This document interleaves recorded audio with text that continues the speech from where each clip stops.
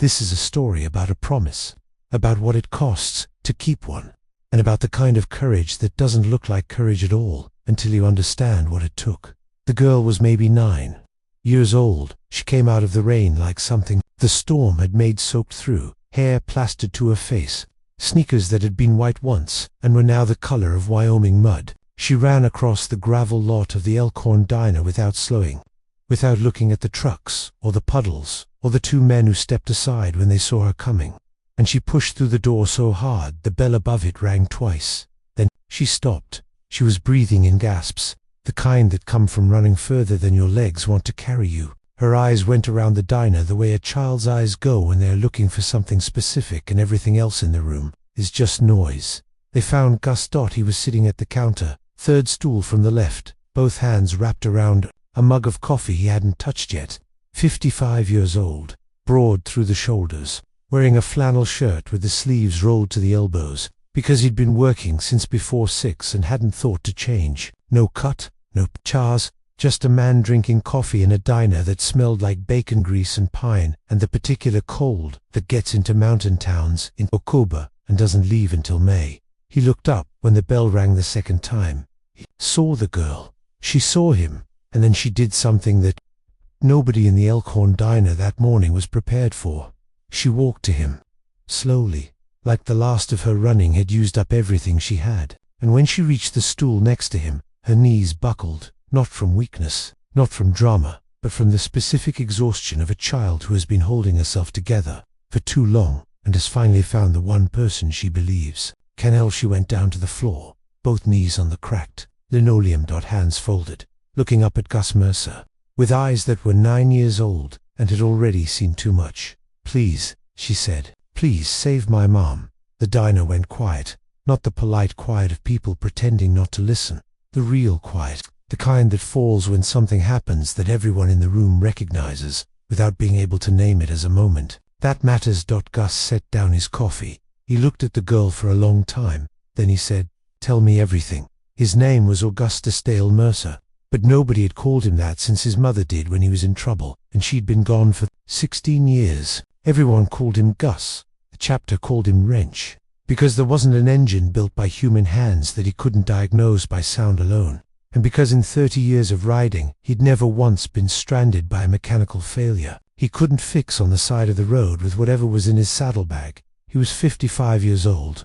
He looked like the number fit him, not old, not young, just exactly what years of physical work and outdoor living produces. Hands that were a mechanic's testament, thick across the palm, scarred in the specific places that come from tools slipping at the wrong moment, permanently darkened in the creases with grease that soap and time had long since stopped removing.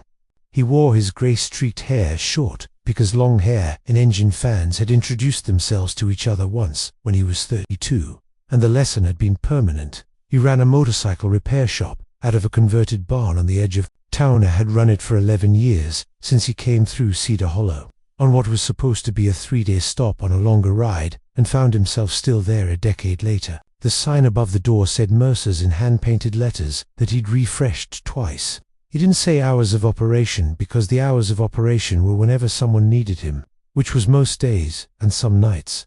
He charged a fair rate for most work. For veterans, he charged nothing.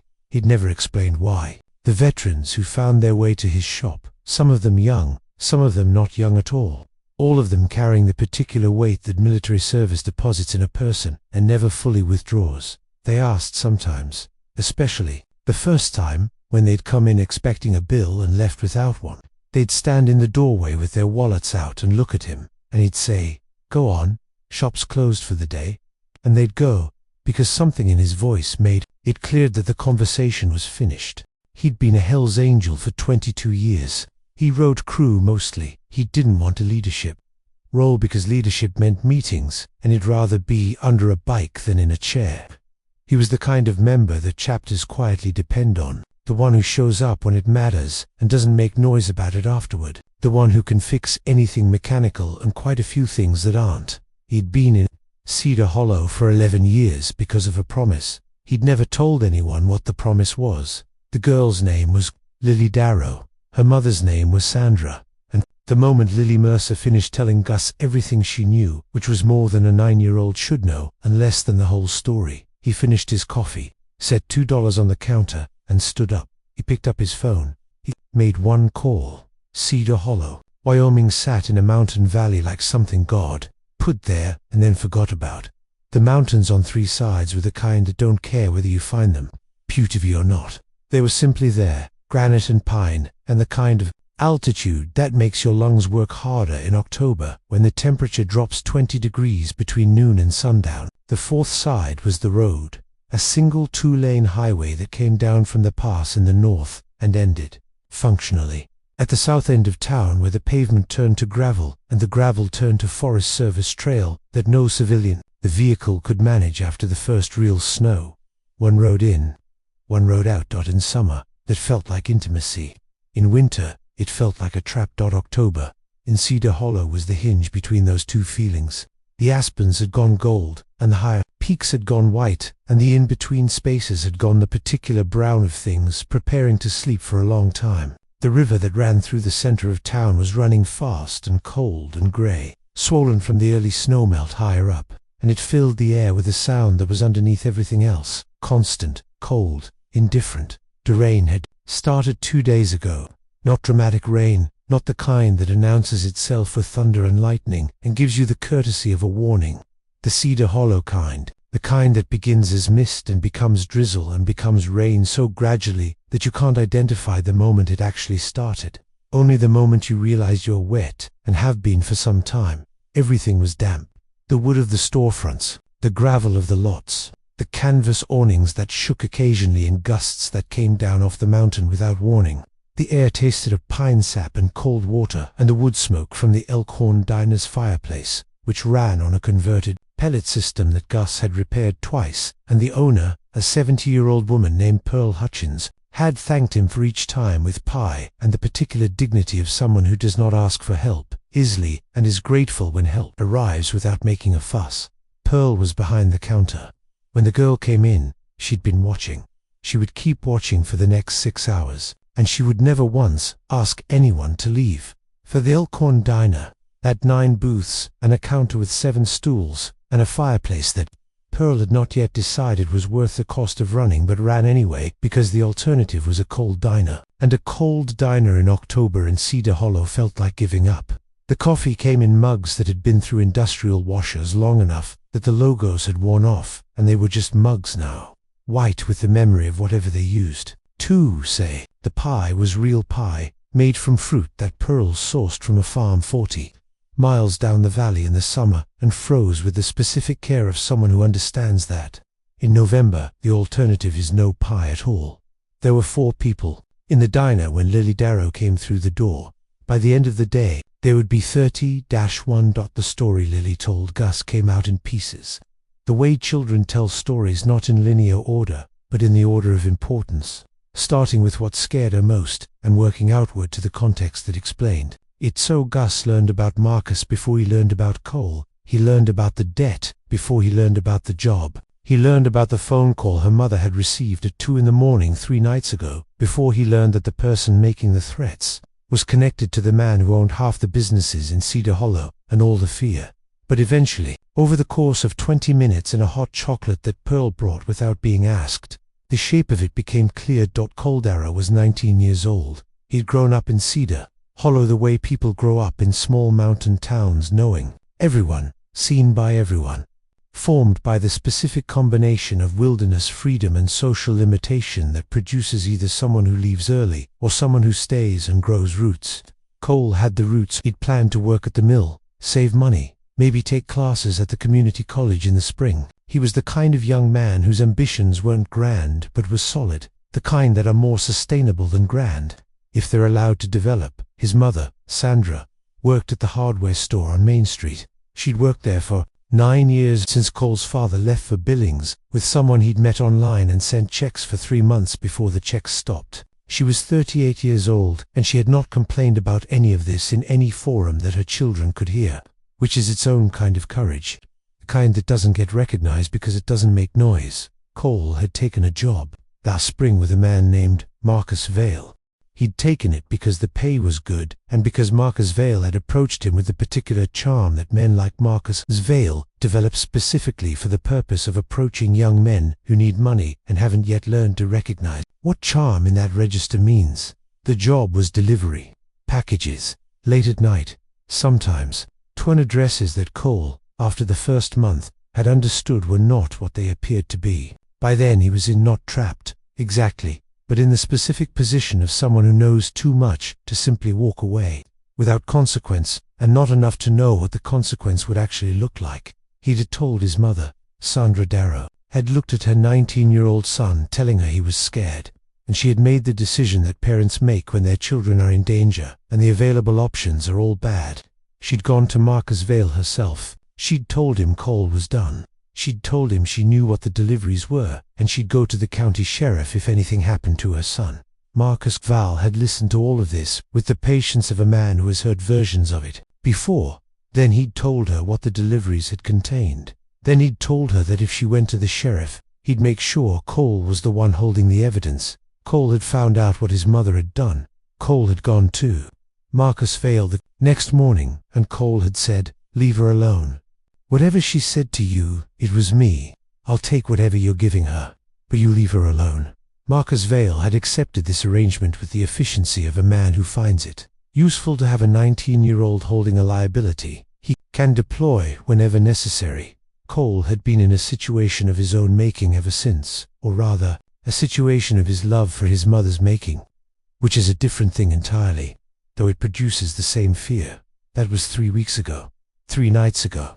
Marcus had called Sandra at 2 in the morning to tell her that Cole had 1 week to deliver a final package, or the arrangement was changing in ways she wouldn't like. Sandra had told Cole. Cole had told Lily not to worry. Lily had waited until everyone was asleep and walked 2 miles through the rain to the Elkhorn Dino, because she'd heard her mother say once, just once, in a phone conversation Lily wasn't supposed to. Over here, the man at Mercer's used to ride with the Hells Angels. He fixed Danny Calloway's bike for free last year. I don't know who else would know what to do. So Lily had come to find the man at Mercer's, and she'd gone to her knees on the linoleum floor of the Elkhorn Diner, because she was 9 years old, and she'd run out of other options. And sometimes, when you're 9 years old and scared and out of options, you'll go to the person your mother mentioned once, and you ask. Gus listened to all of it. He did not tell her it would be okay. He did not make promises he wasn't certain he could keep. He said, "You did right coming here. Now, I need you to stay with Pearl until I come back." He put $30 on the counter next to his empty mug. He looked at Pearl. Pearl looked at him. Neither of them needed to say anything. Marcus Vale had been in Cedar Hollow for 6 years. Before that, he'd been in 3 other towns that looked like Cedar Hollow, isolated, economically thin, with the kind of local authority structures that a man of his particular skills could work with, or around, depending on which was more efficient. He'd learned the formula early. Arrive when a town is struggling. Offer money to the people who need it most. Attach strings to the money that don't become visible until the strings are load-bearing. By then, the web was structural. Removing it would damage everything it was holding up. Cedar Hollow had a mill that was cutting shifts. A hardware store whose supplier had raised prices twice in a year. A motel on the highway that needed a new roof and couldn't get the loan. Marcus Vale had arrived with solutions to all of these problems, and he'd offered them the way a doctor offers medicine with authority and apparent benevolence, and the implicit suggestion that not taking the medicine would be its own kind of choice. He was 41 years old, medium height, the kind of face that is neither distinctive nor forgettable, designed, it seemed, for the specific purpose of moving through spaces without being accurately described afterward. He wore good clothes in a town where good clothes were unusual, which served the dual purpose of marking his status and making people slightly off balance in his presence. He had a stillness about him that people misread as patience. It wasn't patience. It was the stillness of a man who has learned that most people will fill a silence with information he can use, if he waits long enough. He had 2 men who accompanied him when he moved through Cedar Hollow. Not bodyguards, exactly. He was careful with language, careful with appearances. Associates. They were large and quiet, and their function was understood without being stated. He came into the Elkhorn Diner at 11:15 that morning. He came because word traveled fast. In Cedar Hollow, one road in, one road out. and the town's communication was proportionally efficient, and the word that had travelled was that the Darrow girl had been seen running through the rain to the diner where the mechanic from Mercer's was having his morning coffee. Marcus Vale did not panic. Men like Marcus Vale had built their entire professional existence around the principle that panic was what other people did. He came into the Elkhorn diner the way he came into every room, with the calm of someone who has already decided what the room contains and how it will respond to him. He saw Gus at the counter. He saw Pearl behind the counter. He did not see Lily, because Pearl had seen Marcus coming through the window and had moved Lily to the kitchen with a single look and the kind of authority that comes from being 70 years old and having moved through a long life with your instincts intact. Marky sat in the booth, across the counter from where Gus was sitting. He didn't order anything. He looked at Gus with the particular attention of a man taking an inventory. "You're Mercer," he said. It wasn't a question. Gus looked at him, said nothing. "I heard you had an interesting morning," Marcus said. "Little girl, 9 years old, quite a scene." He set his hands on the table, flat, relaxed. "I want you to know I don't have any issue with you. I don't know you. You don't know me. There's no reason this needs to be complicated." Gus picked up his coffee, drank from it, set it down. "The Darrow situation is a private business matter," Marcus said. "The boy made some choices. Now, he's accountable for them. That's how it works." A pause. "I'd hate to see anyone else get pulled into something that doesn't involve them." He let the word anyone sit for a moment. Let it expand to include whoever Gus might care about. Then he stood, straightened his jacket. "I'll let you finish your coffee," he said, and he walked out. The two associates who'd been standing near the door followed him. The bell rang once. Pearl came out of the kitchen. She looked at the door. She looked at Gus. Gus was looking at the door too. His hands were flat on the counter. His coffee was getting cold. "He's been doing this for 6 years, Pearl said quietly. "Nobody's been able to touch him." Gus looked at her. "Because nobody stayed," he said. He picked up his phone. He made the same call he'd made before, but this time he said something different. He said, "Bring the whole chapter." What Gus did next was the thing that people in Cedar Hollow talked about. 4 years afterward, they talked about it in the Elkhorn diner and in the hardware store where Sandra Darrow worked, and in the mill break room and in the parking lot of the volunteer fire department. They talked about it with the particular reverence that people reserve for things they witnessed but can't entirely explain. He did nothing. That was the thing. He did absolutely nothing. He did not go to Marcus Vale's office on the north end of Main Street. He did not find the associates and explain consequences to them. He did not make phone calls to the sheriff's department or the county or anyone with official authority. He did not find Cole Darrow and tell him things were going to be okay. He did not make threats or assurances or demands.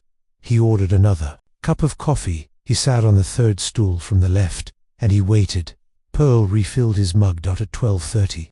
The first of them arrived. He came alone on a road-worn Sportster, parking in the gravel lot with the practiced efficiency of a man who has been parking motorcycles in all weather conditions for 30 years. He was 62 years old and his name was Tommy, though the chapter called him Boulder for reasons that were self-evident when you saw him. He came in, shook the rain from his jacket, looked at Gus, sat down on the stool next to him. He didn't say anything. Pearl brought him coffee at 1:15, 2 more at 2 o'clock, 4 by 3:30.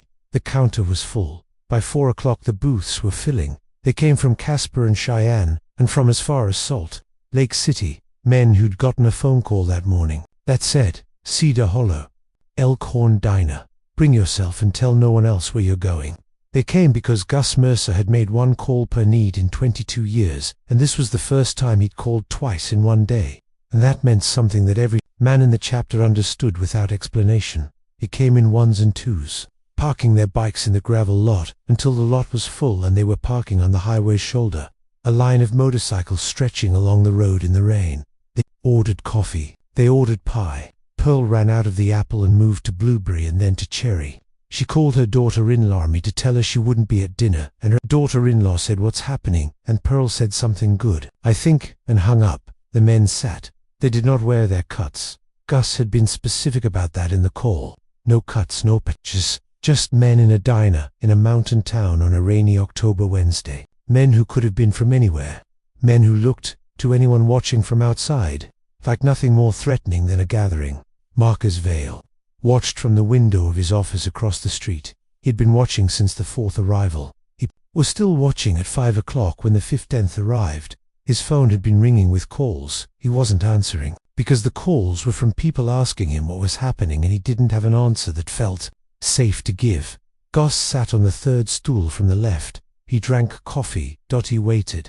At 4:47 in the afternoon, Cole Darrow walked into the Elk Horn Diner. He was 19 years old, and he looked like someone who had not slept properly in 3 weeks, which he hadn't. He was tall, taller than you'd expect from the way he carried himself, which was the specific posture of a young man trying to take up less space than he actually occupies, because he has learned that taking up space causes problems. His jacket was wet from the rain.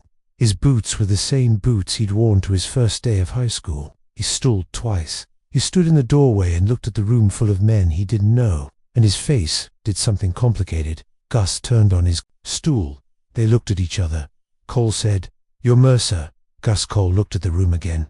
"My sister came to you." "She did. She shouldn't have." He stopped, swallowed, started again with the specific difficulty of a 19-year-old who has spent 3 weeks trying to carry something alone, and is running out of the strength it requires. "This isn't your problem. None of this." "Sit down," Gus said. Not a command, not a request, just 2 words, quiet and certain, with a particular weight of someone who's decided what is happening and is simply informing you of it. Cole sat. Pearl brought him coffee. He looked at the mug for a long moment, and then he looked at Gus and he said, "Why are you doing this?" Gus was quiet for a while, long enough that the question seemed to have been absorbed into the ambient sound of the diner, the rain on the windows, the low conversation of 30 men, the hiss of the coffee maker.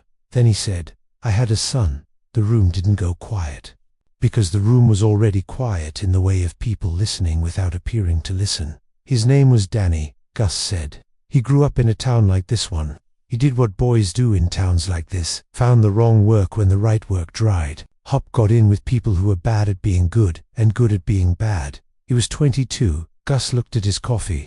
"I didn't know until too late. By the time I got there was nothing to get there for." Cole looked at him. "I fix bikes for veterans for free," Gus said, "because Danny came home from Kandahar, and his bike was the one thing that helped, and I couldn't fix what the war did to him, so I fixed the bikes. It's a small thing." A pause. "Doesn't feel like enough."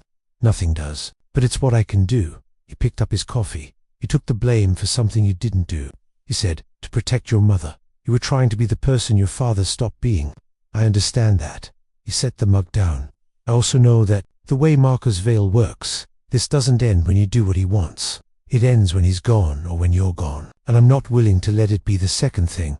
Cole was very still. "What are you going to do?" he said. "Nothing," Gus said.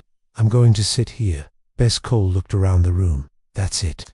Men like Marcus Vale," Gus said, "live on the belief that they can't be seen. That what they do is invisible, because the people they do it to can't afford to make noise." He gestured slightly at the room around them. "We're not making noise. We're just here. 30 men, drinking coffee. In the only diner, in the only town, on the only road that goes to any of this. And we're going to stay here until he understands that we understand what he is." Cole looked out the window. Across the street, the light was on in Marcus Vale's office. The shape of a man was visible in the window. "He's watching," Cole said. "Yes," Gus said. "Let him watch." What neither of them knew, yet what Gus found out at 5:30 when his phone buzzed, with a message from a number he recognized as belonging to a federal agent in Cheyenne named Brooke Harlan, who had been building a case against Marcus Vale for 14 months, and had hit the same wall every time because no one in Cedar Hollow would talk, was that Cole's mother. Sandra Darrow had spent the last 3 weeks doing something that no one in her family knew she was doing. She'd been talking to Brooke Harlan, carefully, slowly, in ways that couldn't be traced back to a specific day or a specific call. She'd been building something, not dramatic evidence, not the kind that comes in envelopes, but the patient accumulation of documented patterns that a 14-month investigation needed to cross the threshold of prosecutable. She'd done it because she was 38 years old, and her son had taken the blame for something to protect her, and she was not willing to let that stand without doing every single thing available to her. The message from Brooke Harlan said, "We've been watching Cedar Hollow for 6 weeks. We have what we need. We've been waiting for something to happen that would tell us the timing was right. 30 Hell's Angels sitting in a diner tends to tell you things Gus read the message. He put his phone in his pocket. He looked at Cole. "Your mother," he said, "is something." Cole looked at him. "What do you mean?" "I mean, she's been fighting for you this whole time. You just couldn't see it from where you were standing." Cole's jaw tightened. He looked at the table. He looked at the window where the light was still on, in Marcus Vale's office. "Is it going to be okay?" he said.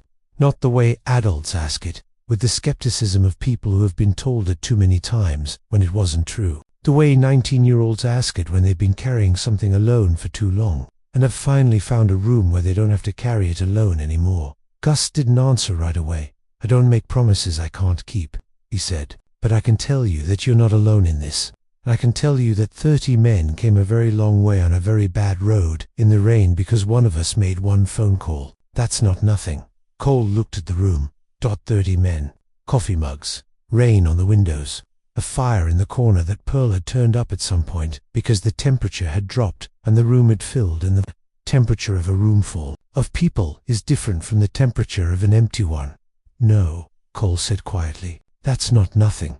Marcus Vale left Cedar Hollow at 6:47 in the evening. He left in his car, which was a grey sedan that he'd specifically chosen for its anonymity, with one associate driving and one in the back seat, and the particular speed of men who have decided that the situation has changed in a way they didn't calculate for, and recalibration is required before the next move.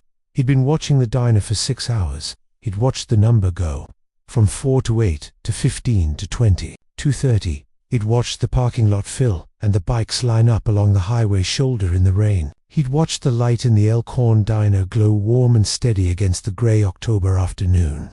And he'd understood, in the specific way that men like Marcus Vale understand things, which is the way of someone counting assets and liabilities, that the diner was full of something he hadn't budgeted for. Not threat, not confrontation, not the things he had responses to. Witness. 30 men who had seen him. 30 men who knew what the diner was and where it was and what it had contained. For 6 hours on a Wednesday in October. 30 men who could each, individually, describe exactly where they'd been and what they'd been doing, drinking coffee in a diner, which was not illegal and whose collective presence made the entire mechanism of Marcus Vale's particular power visible in a way it had never been visible before. He hadn't built what he'd built in Cedar Hollow by being unable to read a room. He read this one correctly. He left Brooke. Harlan's team was waiting at the county line. The arrest was quiet, efficient, and thoroughly documented. The charges took 3 weeks to formalize and were extensive. The associates cooperated within 48 hours, because men like Marcus Vale's associates are loyal to Marcus Vale, in direct proportion to their assessment of Marcus Vale's continued usefulness, and that assessment had changed materially. Sandra Darrow testified. Her testimony was careful, factual, and delivered with the specific steadiness of a woman who has been building to this moment for 14 months and is not going to waste it on emotion. When precision will serve better, Cole was never charged. He walked into the hardware store the morning after Marcus Vale left Cedar Hollow, and he stood in the doorway and he looked at his mother behind the counter, and Sandra Darrow looked at her son, and neither of them said anything for a long moment, because some things are said in the looking and saying them out loud afterward would only diminish them. Then she said, "You could have told me," and Cole said, "So could you." And Sandra Darrow laughed, the specific laugh of someone who has been holding themselves together for a very long time and has just been given permission to let some of it go. Lily Darrow went home from the Elkhorn diner at 7 o'clock that evening, riding in Pearl Hutchins's truck, because Pearl had decided she was driving the child home, and that was that. She had eaten pie and drawn pictures on the paper placemats that Pearl kept behind the counter for occasions like children needing something to do, and she had fallen asleep in the corner booth at 6:30 with her jacket folded under her head. Lacapello, she did not know, when she fell asleep, how the story ended. When she woke up, it already had. The men left Cedar Hollow the way they'd arrived, in ones and twos, over the course of an hour, each of them paying for their coffee and their pie and saying goodbye to Pearl, with the particular courtesy of men who understand that the woman running the diner had made something possible just by keeping the coffee coming and the door open, and never once asking anyone what was happening or when they'd leave. Gus was the last one. He stood at the register and paid his bill to coffees, a slice of blueberry pie, and the substantial difference between what Pearl had charged and what 30 men drinking coffee all day actually costs a small-town diner and Pearl looked at the bills he put on the counter, and looked at him and said, "That's too much." "No," he said. "It isn't." He put on his jacket, checked the rain still coming. "Lighter now." "The kind that was deciding whether to stop," Pearl said. "You never told me why you stayed in Cedar Hollow." He looked at her. She was 70 years old, and she'd been running this diner for 31 of those years, and she'd seen enough of people to read them without needing the full story. He said, "I made a promise to a kid who needed someone to stay. By the time I kept it, he didn't need it anymore." A pause. "But I was already here. And it turns out there's always someone who needs someone to stay." Pearl looked at him for a moment. Then she said, "Go on. Shop's probably got work." He went. He rode. Back to Mercer's in the rain, the way he rode everything. Steady, unhurried, both hands on the bars, eyes forward. The highway was empty in both directions. The mountains were invisible in the low cloud. The river was still running fast and cold and grey beside the road, filling the air with its sound. He parked under the barn overhang and sat on his bike for a moment, with the engine off, listening to the rain on the metal roof. He thought about Danny. He thought about a 22-year-old who came home from Kandahar, with a broken thing inside him and a motorcycle that didn't run right, and a father who arrived 3 days too late with a wrench and a willingness to fix. The one and not the one that mattered. He thought about Cole Darrow, 19 years old, taking the weight of something onto himself to protect the people he loved, getting it wrong in the way that people get things wrong when they're trying to get it right and they don't have anyone to ask. He thought about Lily, going to her knees on a diner floor because she'd run out of other options and had decided to try the one that felt impossible. He thought, sometimes the impossible one is the right one. He got off his bike. He went inside. He had 4 bikes waiting, and at least one of them belonged to a man named Calloway, who had done 3 tours in Fallujah and never once asked why Gus didn't charge him. And the bike needed the carburetor rebuilt, and that was going to take most of tomorrow morning, and Goose was already looking forward to it. The specific quality of work that requires your complete attention and gives you, in exchange, a few hours of not thinking about anything except the problem in front of you. That was enough. It always had been. Marcus Vale was convicted 14 months later on 7 federal counts. The sentence was 31 years. The associates received lesser sentences in exchange for testimony. The case was cited twice in subsequent federal prosecutions of similar operations in similarly isolated communities. Cedar Hollow got through. The winter. The mill didn't cut any more shifts. Sandra Darrow was promoted to manager of the hardware store in the spring. She accepted the promotion with the specific dignity of someone who has earned something and knows it and isn't going to perform false modesty about it. Cole applied to the community college in Laramie. He was accepted. He went, and he came back on school breaks, and one summer he worked at Mercer's because he needed money, and Gus needed someone who could learn fast. He learned fast. Lily Darrow started writing. She was 9 years old when she walked 2 miles through rain to ask a man she'd never met to save her mother. When she was 12, she wrote a story about it for her school, changed the names, changed the town, kept everything else exactly as it happened. Her teacher called Sandra after reading it, and Sandra said, "Yes, that's what she's like." The teacher said, "She should keep writing." Sandra said, "She will. I can't stop her." Gus kept his shop. He fixed bikes. He did not explain to anyone why the veterans paid nothing, though people in Cedar Hollow had mostly figured it out by now. The way people figure things out in small towns, not because anyone told them, but because they pay attention and they've had time, and the story fits the man. He stayed.